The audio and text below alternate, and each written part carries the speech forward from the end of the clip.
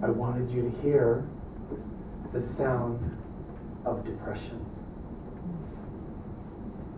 I wanted you to understand the depth of its language, for what it speaks and for what it cannot audibly be interpreted as. We've become so dependent upon words that we take them so concretely, absolutely. But today we're talking beyond the language that seems to suffice many things, but yet doesn't address oh so many things. Depression is nobody's fault. Is that a good message? It's a message of good news. Oh, how lovely are the feet of him who brings good news. Good news comes out of the same word as angel, same word as gospel, evangel, angel. Good news. Depression is not your fault. It's nobody's fault. Then why do we blame? Why do we put forth guilt? Why do we use such trite language as, you shouldn't feel that way?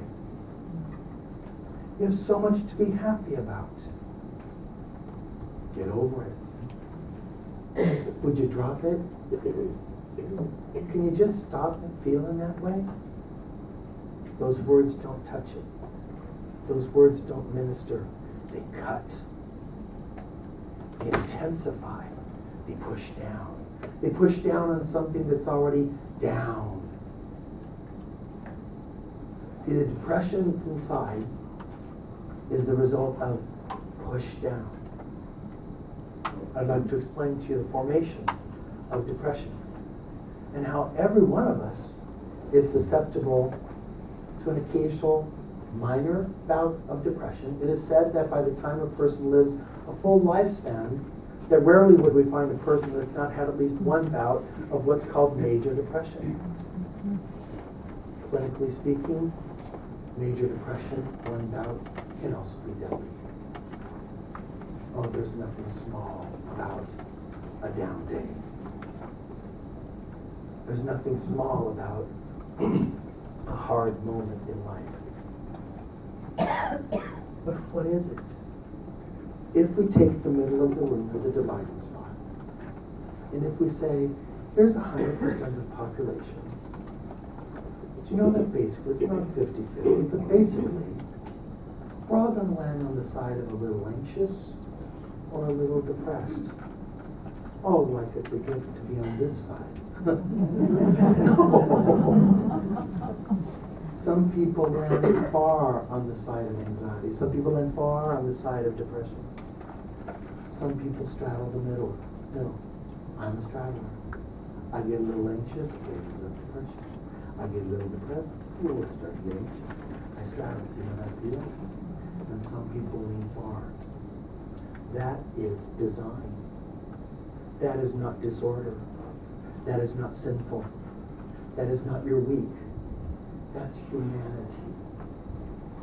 The psyche, the whole sense of who we are, the spirit. We go back to Hebrew and Old Testament, our rootage. We see that the Hebrew said that the psyche, the soul, was the entirety of the being, from the hair to the skin to the mind to the emotions to the spirit to the sexuality to the toenails. And when you're at the far end of either one of these, you know it in every aspect, don't you? It consumes the entirety of you. Sometimes I'll tell my wife, even my hair hurts. And that's a lot of hair.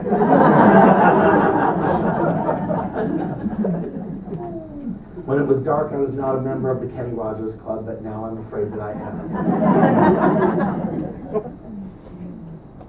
David said in Psalm 13, "How long, O Lord, will you forsake me? Forever?"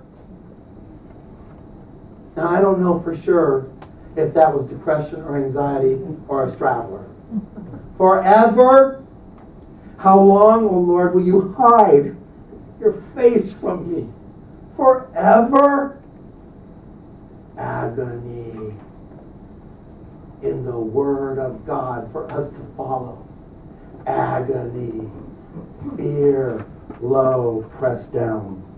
How long must I take counsel in the depth of my soul and have sorrow in my heart?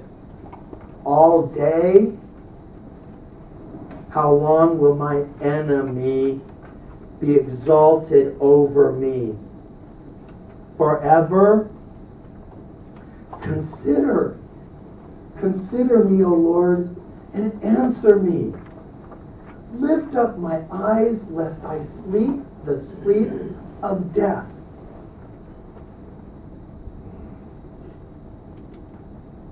But I have trusted in love, your steadfast love outside of me.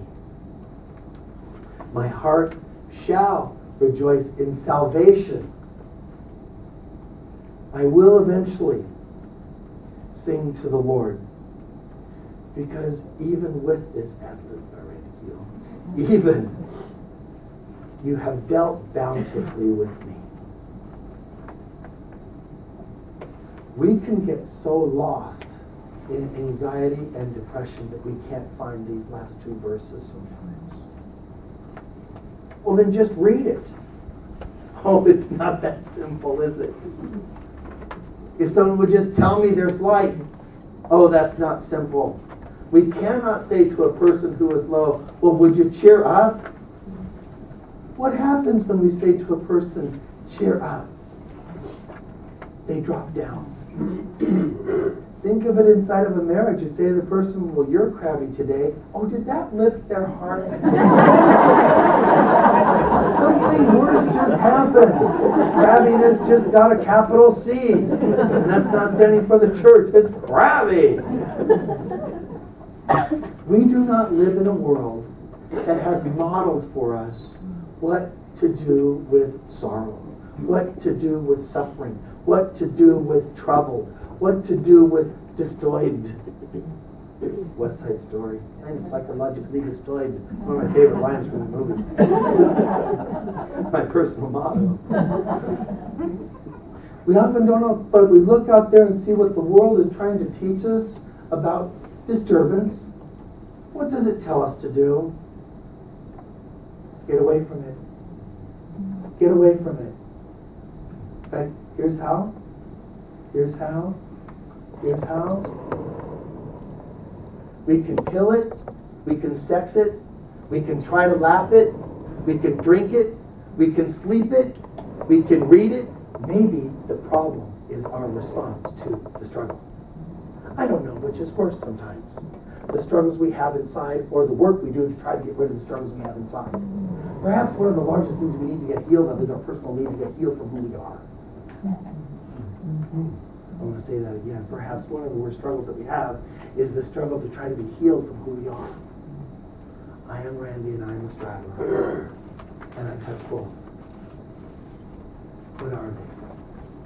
Clinically, I want to explain to you.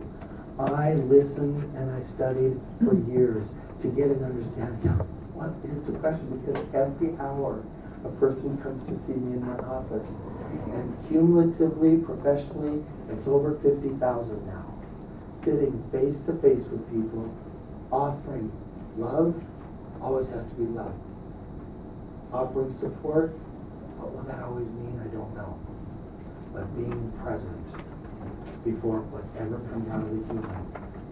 Every hour I sit, I would dare to say that there hasn't been an hour that there isn't touched somehow with a depression or with an anxiety.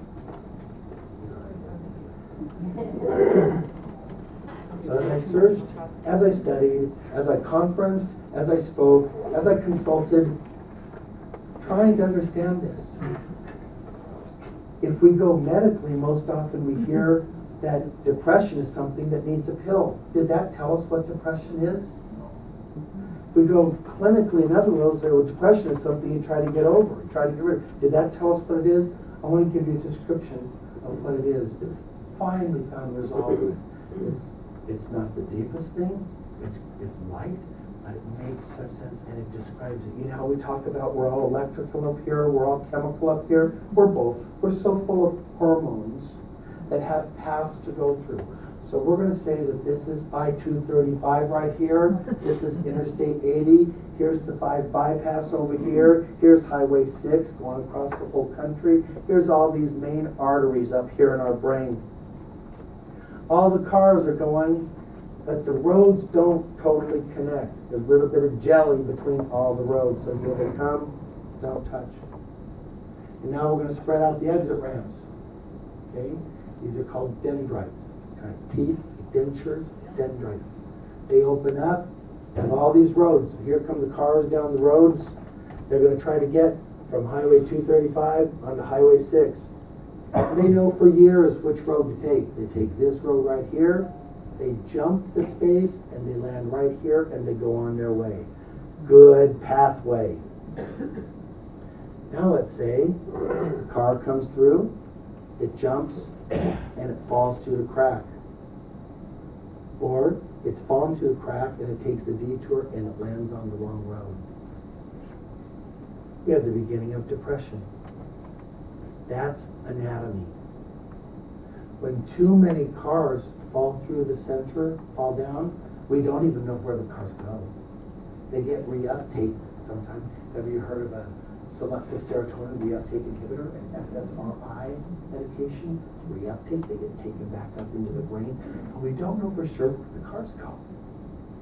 When too many cars fall through the gap, we have a loss of sense of mood stability called depression. The way your body and your brain reacts will either be low or fear-based. The mood will drop or you'll be fear-based.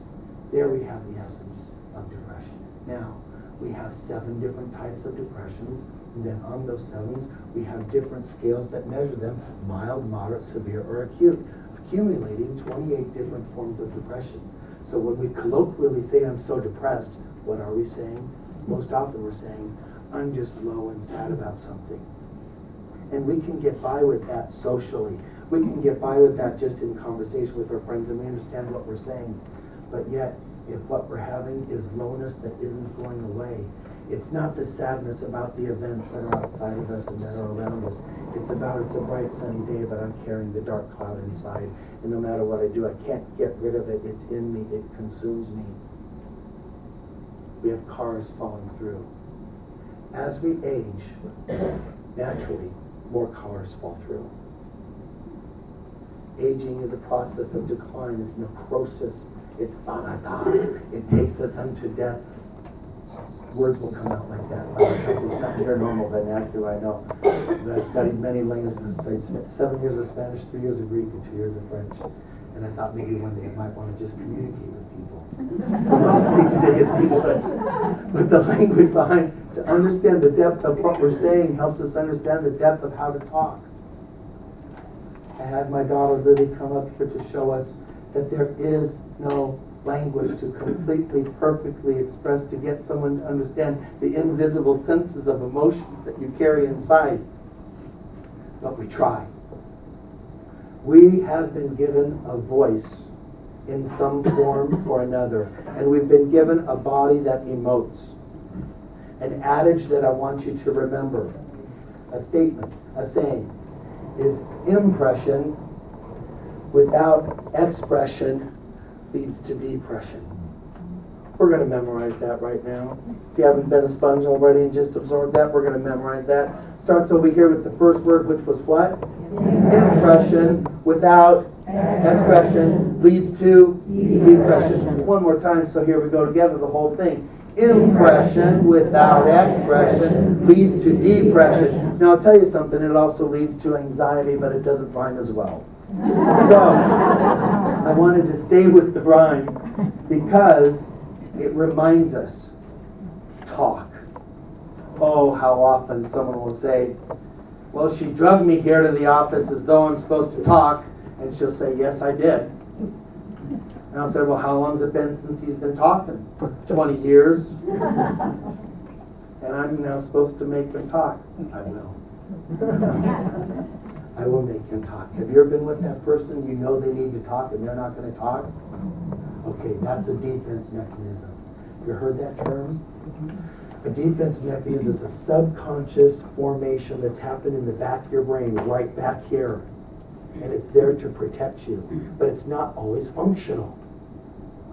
Sometimes what it does back here to protect the rest of your brain is not healthy.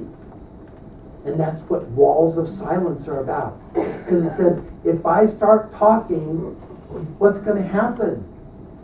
I'm going to feel pain. And it says, don't do it. Don't feel pain. Stay out of it. Create a wall. Just be cool. Just be cold. Don't feel. Have you ever hugged one of those people their body can't hug? That's not how they were born. That's decline. That isn't personality. That subconscious defense mechanism is called reaction formation, a different one. It says, I'm going to react differently than what I truly feel inside. You ever done that? You go through the line at Hy-Vee and they say, did you find everything all right? You can't find those wonton wrappers. I don't know where they are. And she puts them on my list. I don't know where wonton. I barely find foil. But we say, reaction formation. Having a good day? Yeah. Well, socially we can do that, but where do we let this down? With whom do we give this? Don't give it to anybody. Don't let anybody know what you're feeling inside, because they'll judge you. They'll stab you. They'll get you. Then you know what they'll do? They'll ruin your reputation and gossip and talk about you and slander you. Are you that you? Have you ever been that you? Let's pray against that. Perhaps we've had a day, or I've been that you. In the fatigue and in the exhaustion of working with the soul and how guttered it can be. Perhaps I've missed the mark and not gone to the place of despair, of hopelessness, of intensity where someone else might be living. Why? Think of this with me. Welcome, everybody. Glad to have you all here. Since we're watching, we'll just acknowledge. We're going to express.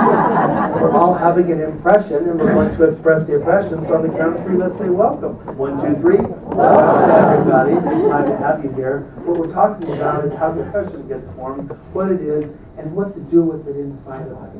Because it's heavy, isn't it? So back to where we were. In the beginning, God created. And what did he do with creation? He created one bird. No, he didn't create one bird. He created a multitude. He created one cow. No, he didn't create one cow. We forget. He created all, and he created one plant. No, he created the heavens. He didn't ever stop with just one. And then he created man. He stopped with man. No. He said, no, I want more. I'm going to give him woman. It's not good for man to be alone. But I am a wall, I am behind a wall, and I am isolated, and I am in trouble now. I'm at risk, and I'm facing danger. That's what those defense mechanisms are going to do. They're going to protect you to the point that they're going to cause paralysis. They're going to cause terror. They're going to cause fear of people and fear of me. Oh, I'm so scared to be me, is what it would say. Oh, I have to pretend to be other than me, is what it will do. And I will be isolated, and I am at risk. Now, imagine that my brain is not fully formed. How old am I? I'm going to be a teenager. Oh, to be a teenager again? No, thank you. We know that. I really like aging. Except for these things, right? Sometimes. But in here, I really like it. The formation of the brain. When we're wee ones and we're little ones, some parts are already formed. But this part right here, this front lobe that's up here, excuse my voice today, but actually it's far better than yesterday. Isn't that wonderful? This front lobe that's up here, it doesn't finish getting developed, growing, forming, until age 26. Age 26 is when the front lobe of the brain gets done. And you know what that part employs? That front lobe of the brain, that's for logic, reasoning, judgment, right and wrong decisions, and future thinking skills. Without the clarity of future thinking skills, I'm now 16 years old and I have the keys. But my front lobe is not fully developed. And I'm all chemical up here. So you know what I'm going to do with this chemical? I'm going to grab these keys and I'm going to pour more chemical inside of me. Because my parents have told me out of their defense mechanism that they want me to be a responsible drinker. Randy, the therapist, said, "Oh, that makes me mad. How abusive of you to grab onto such social imagery that's your idol and that's your destructive energy called parenthood. That is not modeled for us for God the Father. It's abusive and it's prolific. Depression is already the #1 epidemic of the world. The world, not Des Moines. The world. Epidemic.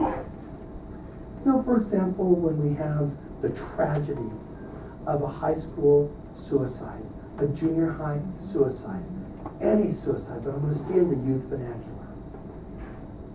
We have a part of the brain that's underdeveloped that relies far more upon it's moved from the stage of fun, which used to thrill the brain, the magic of little children. You go, peekaboo, you thrilled them. But in adolescence, we move from fun is thrilling to reversal, to thrilling is fun. You see the detachment. And they're not fully connected with future thinking skills. So we say as parents, what were you thinking? And we know the answer. They couldn't think that far. They need our brains to think for them. That is parenting. But then they don't like us. That is parenting. Then they're mad at us. That is parenting. They need our brains. That's development. Age 26, it's there. We take a 6-year-old and say, what are you doing this weekend? What weekend? What weekend? What day is it? I just didn't go to school. What is that, Saturday? Okay, well, right now I'm going to play. I'm thrilled. Take a 16-year-old, what are you doing this weekend? They know what they're doing this weekend. Say, what are you doing next month for? I don't know. Can't get there. Take a 36-year-old and say, what are you doing this weekend? I don't know, because I'm thinking about 2 months from now. See how it develops, how it moves? You can't take a 6-year-old or a 16-year-old and expect them to be what a 36-year-old does. It's development. We must be the minds for those children. But they're tall. And we've adultified them as though that brain is fully formed. And then we mess them up. I'm just going to get a little honest with you here, as though I've been not, but that's not what I mean. Go a little further with you. Then, quite often, they bring them to my office and say, oh, therapist, fix our child. And I said, well, do you want to hang around?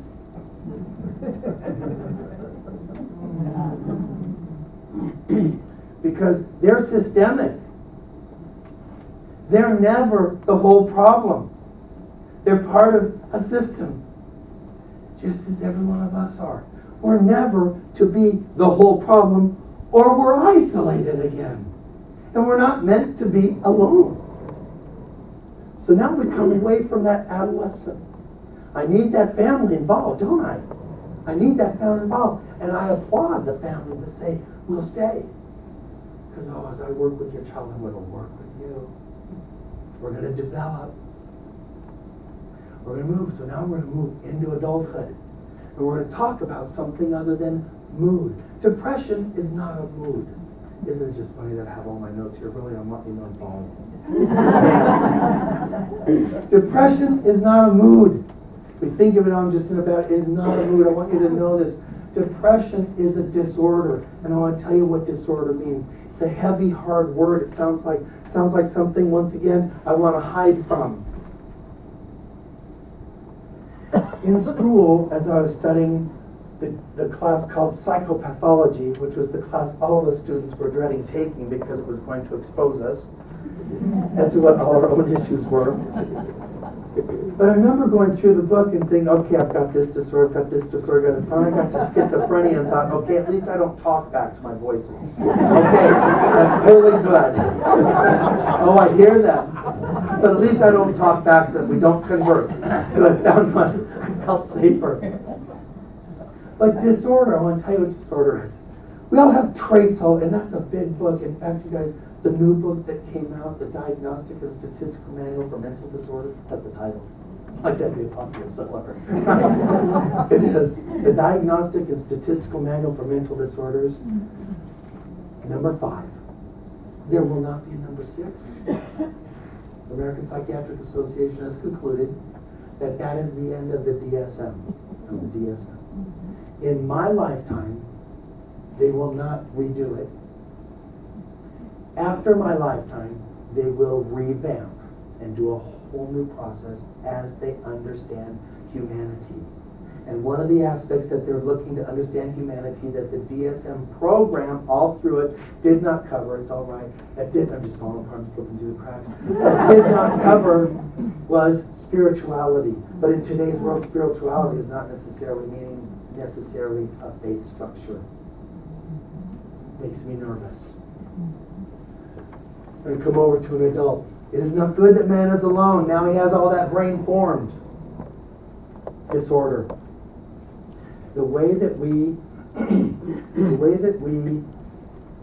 function socially, the way that we function professionally or academic, number 2. Number 3, the way that we function, use the true word, occupationally. This word is not about your job. This is more like an occupational therapist. It's more like the basic functionings of your life. It's about doing what my normal is. Am I dressing myself? Am I zipping my pants? Am I combing my hair? Am I fixing broken things? Am I singing my songs? I have to sing. There's always a song in my head. I can't stop it.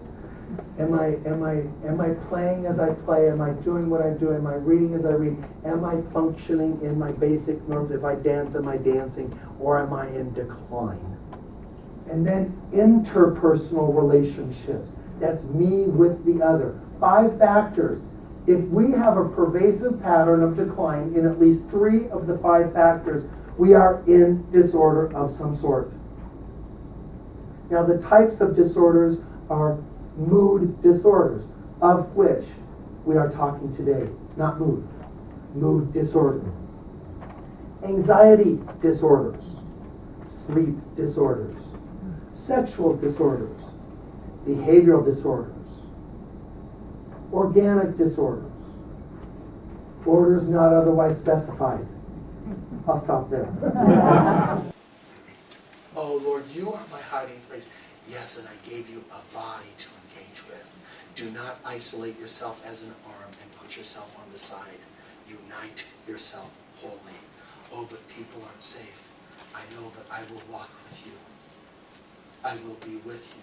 I will be with you through the fires, Isaiah says. I will be with you through the deep waters, Isaiah says. Oh, thank you, God. My house never burnt down. No, that isn't what Isaiah is saying. Fire, deep waters. You're drowning. It's consuming you. I will be with you. How? How do I exercise connection with my Savior? To be with me in the depth of the waters that feel as though they'll drown me, through the fires that feel as though they will consume me.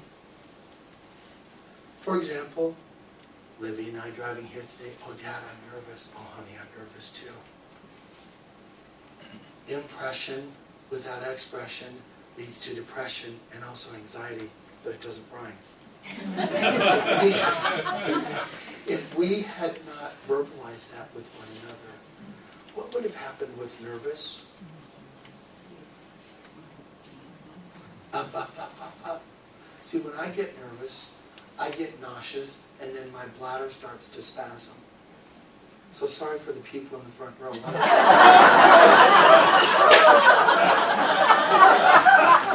Other than that, we have to take care of ourselves. It's all physiological. It's in our bodies. My humor is one of my last dysfunctions. My wife's begging me to work on it. I kind of enjoy it. Anyway, that sense, I want to lay out. So now we have what disorder means. Now I want to show you. We want to get better? We want to get better today? From whatever it is, we're going to get better today. So I got to have 4 people. So I'm just going to take you 4 right there. Come on. Yeah, They don't have to say a word. They don't have to say a word. They're not going to mime anything. They're going to stand here. I'm going to move their bodies. You know, when you feel low and you feel anxious, what's it feel like inside? Can't move. Can't move. We feel that inside, but yeah, we have to move. You know, we eventually become that body, don't we? If we don't move, we get stiff. And we're stiff because we're stuck.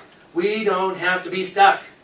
Good news, more euangelion, more gospel of Christ is that nothing has to drown us and fully consume us in that water and that fire.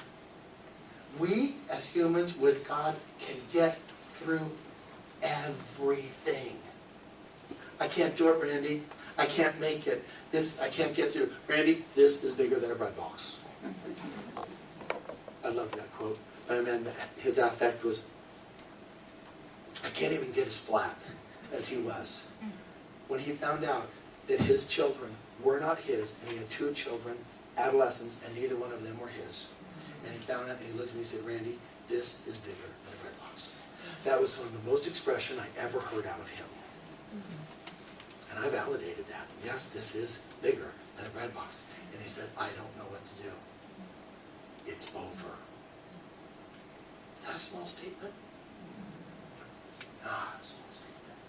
I said to him, no, it's not. You're a dad. You are a dad of 2 children. We will restore the life inside of your injury, but we can't heal without your wound. I'm walking over to a wound right now. Here we go. All 4 face me. Just face me. I'm going to create order out of disorder. Start here. We got a big thought here. Playful. The way we think, take this arm, put it on the shoulder here. The way we think is very important for how we function. The way we think affects the way we feel. The way we feel affects the way we behave. The way we behave affects the way we relate. We have a relationship problem. Guess what else we have going on? A whole path here, don't we? But the cars have been dropping through. We've got a whole path here. If we say, I hate the way I feel in life, we've got to explore this one. It all comes back to here. I put this back up here. Where's God fit in with this? Is it just about Sunday Mass? Where's God fit in with this? All of it. All of it. Well, where's the spiritual component? All of it. We can't separate from it. So let's say we're going to say, oh, I feel depressed. I have depression. Depression is in the thought disorder that's going on. Behaviorally, it wants to isolate. And relationally, it's going to pull you this way, Kelly. And you'll be alone. And eventually, she won't have any behaviors because she'll go stiff. She'll quit feeling because she needs to be numb. And she won't care about what her thoughts are. She'll try to ignore them. That is called dissociation. I don't know really what truth. I think I'm close to OCO. Oh no, turn around. Trying to get my map quest going. 24 minutes to... Oh! Where did I go? Someone was driving that car, but I wasn't in it. I was temporarily dissociated. That happens. Cows can't do that. Mosquitoes can't do it. God gave the human being the gift to break apart. The gift to be intervened with spirit. He breaks in. He takes us to dimensions that we don't always cognitively face and are aware of. He breaks in. When we have trauma, when we have disturbance, or when we have a chronic psychological arthritic pain called a form of depression, we can start to dissociate and break away. When a person commits suicide or is talking about suicide, I want you to know I've never been in front of someone who's thinking about, who's making plain, who is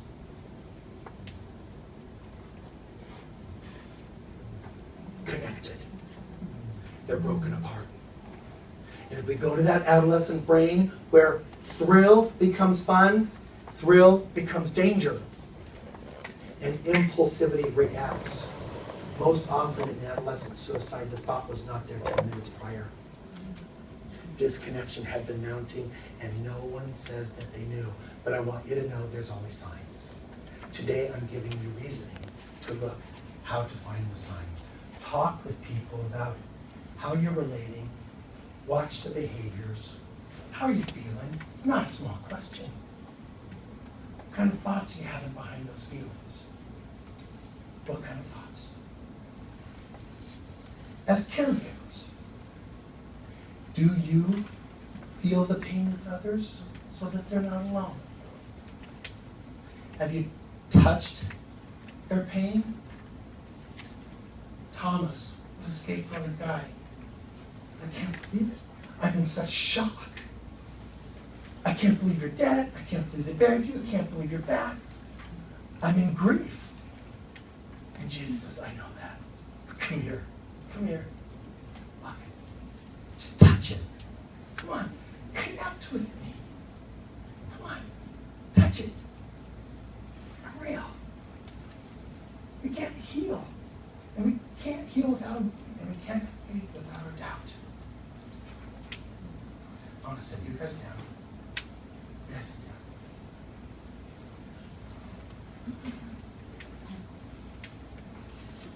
down. So I'm going to say, can you feel their pain? Move yourself there. Can you touch their life? Be with them. Can you taste the tears? Can you taste the salt in the tears they cry? Go deep inside yourself and let someone come deep inside of you. Do not be alone. Go deep with others. Be with them in the depth of what they feel. Do not let them be alone.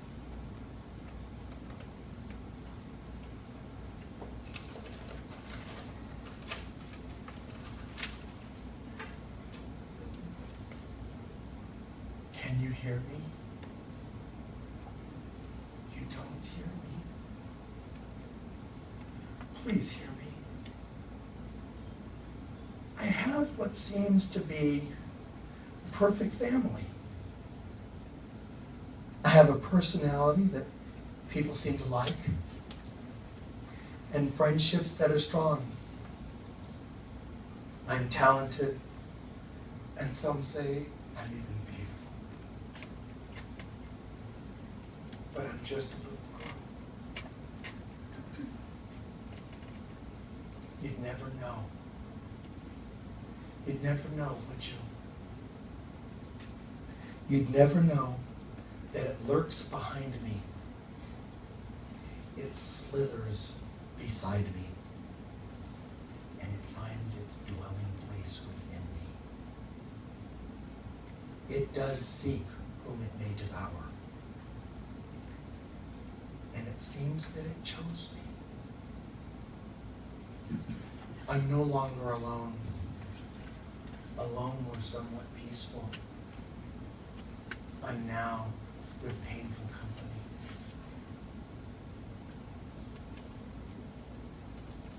I know my depression inside and out. I know its hiding places. Its games, its jokes that taunt me and tease me. It knows that at times it has me paralyzed, and I'm at its mercy. I am screaming Can you hear me? You don't hear me. Oh, please hear me. My thoughts consume me, twist me, bruise me. They take me on exhausting adventures to places not even your wildest imagination could see. Which way is up? Which way is down? Which way is right? Which way is wrong? I don't know. I'm spinning. I can't stop spinning. I am emotional vertigo. Can you hear me yet? Please hear me. Oh, don't let my tears scare you. My tears wash me. My hopelessness. My pain. These tears are not only a result of my pain, but the world's pain around me. You see, my depression is a part of me.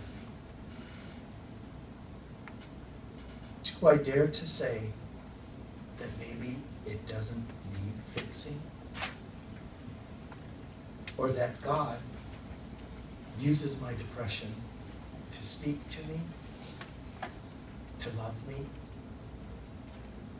You see, even though I have this depression,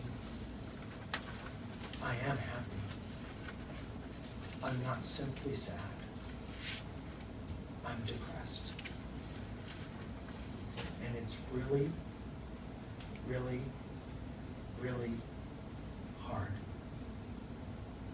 Do you hear me?